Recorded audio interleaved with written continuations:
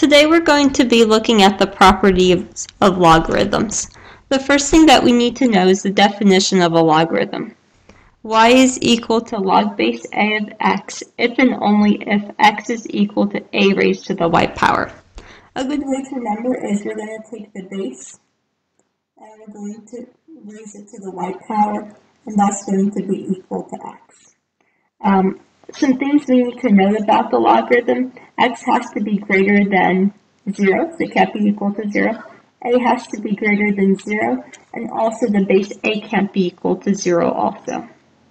The natural logarithm is y is equal to the natural log of x, if and only if x is equal to e to the y power. So there's kind of an imaginary base of e here. So we have e to the y is equal to x. And the same thing here, x has to be greater than 0. The common and natural logarithm, we've seen these before. Log base 10 of x is just written as log of x, and log base e of x is equal to the natural log of x that we saw above.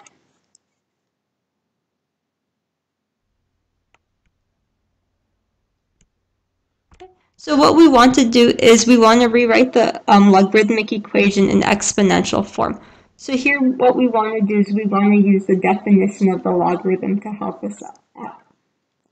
So let's write down the definition of our logarithmic equation. So I rewrote the definition of our logarithmic equation here. So we're going to take the base 3 and we're going to raise it to 2. And that's going to be equal to 9. Why don't you go ahead and try the one down below? Okay, so I did the one below so you can check your work. So we have 5 to the negative 2 power is equal to 1 over 25.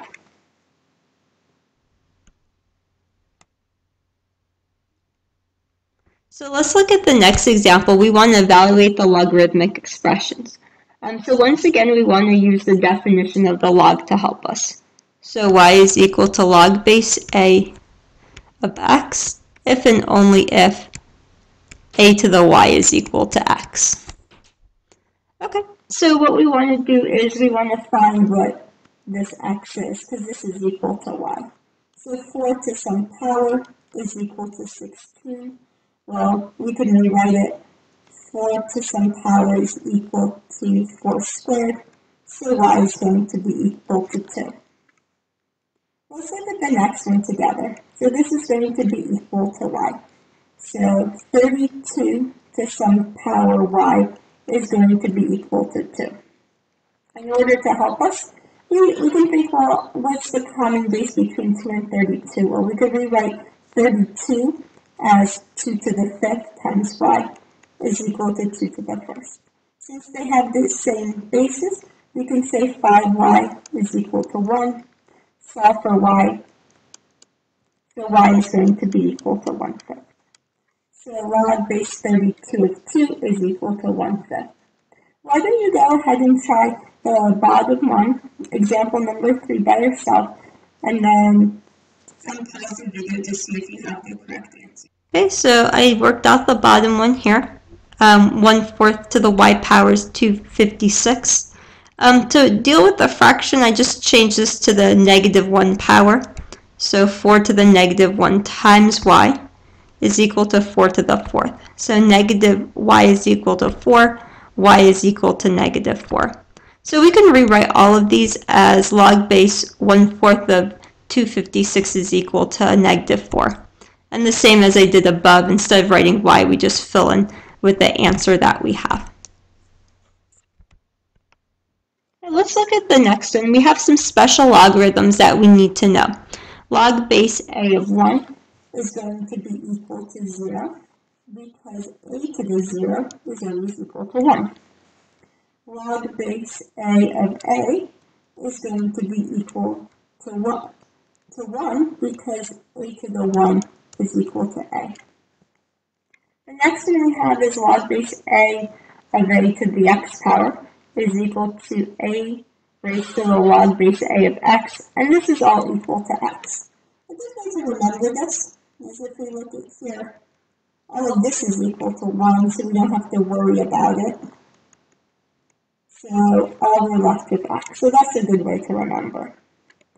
If log base a of x is equal to log base a of y, then x is equal to y, because they have the same bases. So it means that x and y must be equal. And remember, our natural log is log base e.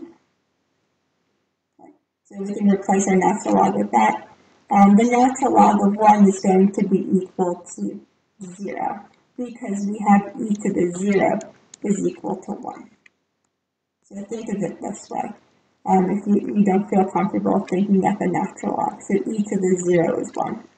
The natural log of e is going to be equal to 1 because e raised to the 1 power is e. The same thing as property number 3, we see it in our natural log. So the natural log of e to the x is equal to x, and the natural log and e to the natural log of x is equal to x. So to think of this is 1, and then this becomes 1. So then now you're left with x. And also, if the natural log of x is equal to the natural log of y, then of course x must be equal to y. Let's go ahead and evaluate. So let's look at the first one. We have 10 raised to the log base 10 of x. We're going to use our property number 3. We see that this is all equal to 1, so this is just x. Let's go down below. We have log base 5 of 125 to the x. A good way to do this is let's rewrite our 125. Log base 5. 125 is 5 cubed to the x power.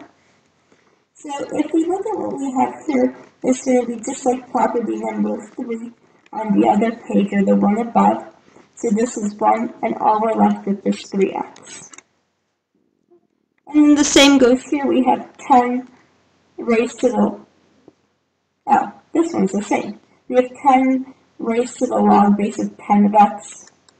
So if we do this, it'll still be equal to x. Okay, so let's look at this one. We have the natural log of e to the 0.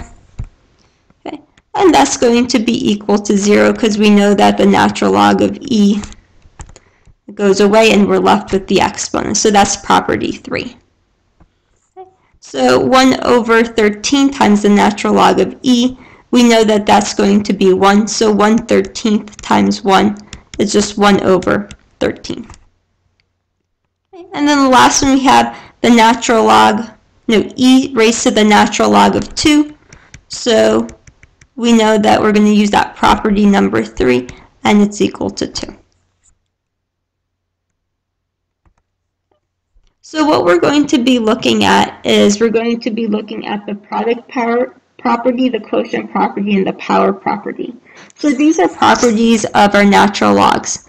So for the product property, we have log base b of u times v.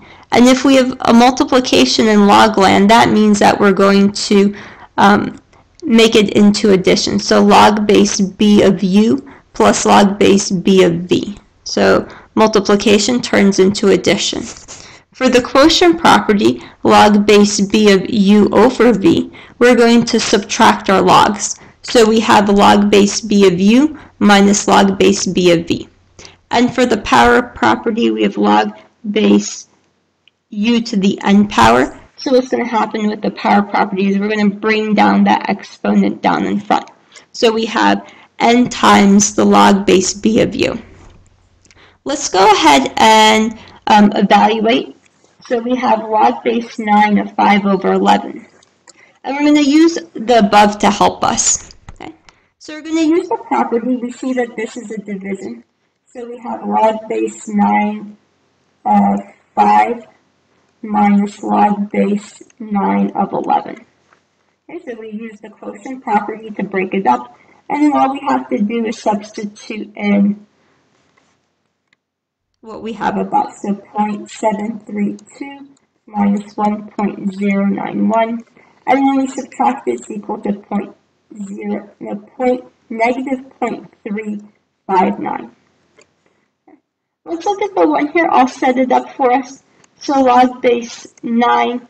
Let's break up 25 into 5 squared. And why don't you take the remaining time to work out this example, and then we'll check our answer.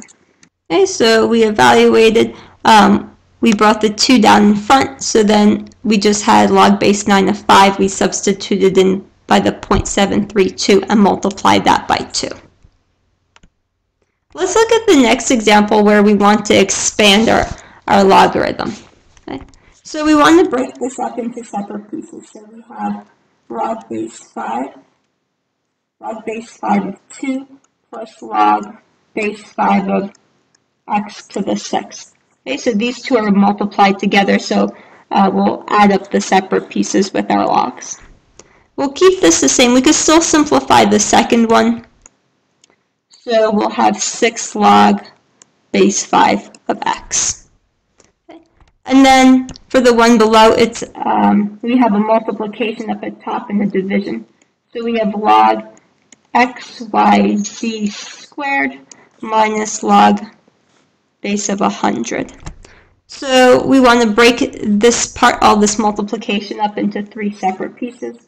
So log base x plus log y plus log z squared minus log of 100. Okay. We can still break it up, so this part stays the same, but then we have the exponent, so we'll bring it down to the front. And then this one's a little tricky because we have log of 100, but we can break it up. We have log base 10 of 10 squared. Okay, so we know that that's going to be equal to 2. So we could replace this whole quantity by 2, and that will be the simplified version of our answer.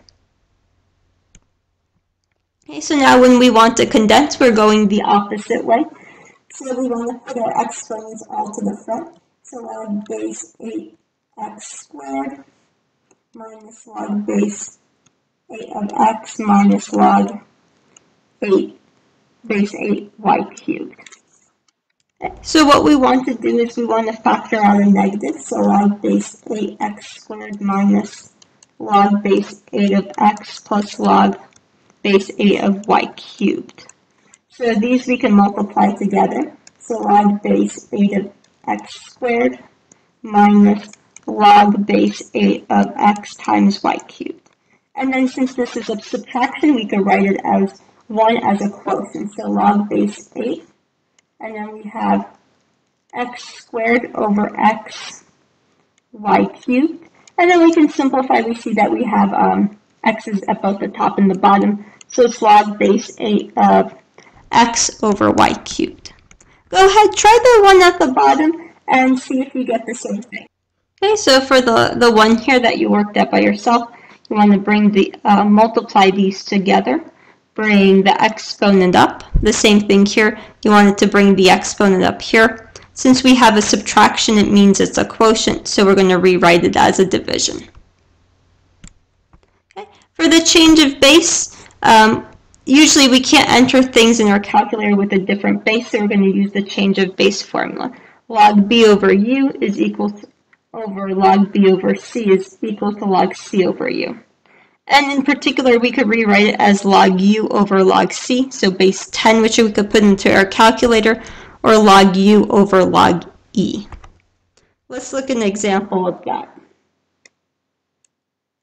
Okay, so evaluate log base 8 on the calculator using 2 different methods. Let me write out the 2 different methods and you can evaluate it on the calculator. Using the change of base formula, I rewrote it as log base 4 of 8 is equal to log of 8 over log of 4, or you could rewrite it using the natural log. So log base 4 of 8 is equal to the natural log of 8 over the natural log of 4. So you could put it into your calculator, and both methods will give you about 1.5.